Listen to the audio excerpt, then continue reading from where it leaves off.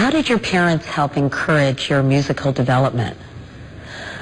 Well, my mother and father just never tried to change me. And if I was good at something, they wanted to help me be better at it.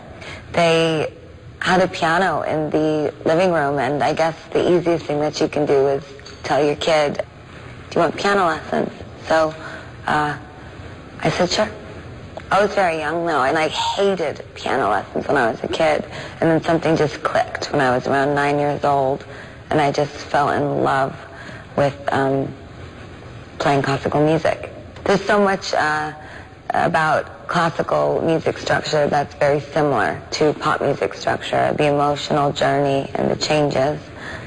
So I suppose I fell in love with pop music through my love of classical music. Nothing prepares you to deal with this level of fame. Is it hard for your mom and dad? I mean, do they get weirded out? It must be so bizarre for them.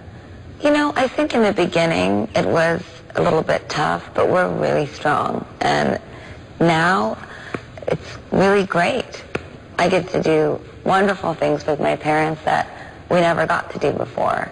My mom and I are starting a foundation together. It's called the Born This Way Foundation. And my dad, it was always his dream to open a restaurant. So my dad and I opened up a restaurant together. And it's called Joanne. Where is it? Sorry. What are you feeling right now? Why did you just get so emotional? There's my dad sitting over there. Must be nice for them and for you to be able to give them these gifts, yes? It was just always my dad's dream to own a place, and watching my dad put up the awning in front of 68th Street, 2 blocks from where I grew up, in a beautiful brownstone where they make Italian food, and to watch him open the restaurant of his dreams and have it called Joanne after his sister. That's the dream. Edge of Glory is dedicated to your grandfather, and I know he died last year, and he was a very, very important person in your life, wasn't he? Yes. Well, it's not just dedicated to him, it was written about him while he was dying. And I wrote that song about a very specific moment that I saw my grandma and my grandfather share. They'd been married for 60 years. And the stories my grandmother used to tell me about my grandpa sleeping in a car on the street just so that he could be near her when she was at home. Because, you know, they were Italian and very, very strict. So there was no way Grandpa was sleeping over at Grandma's house when she was a kid. The love and the romance. My grandpa he's a veteran.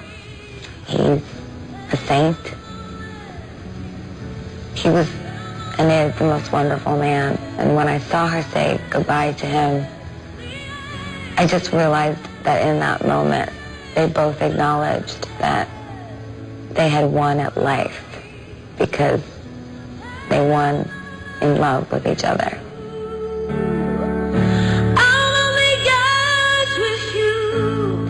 You've said to your fans, I want to say and sing the right things for you, and I want to make that one melody that really saves your spirit that one day.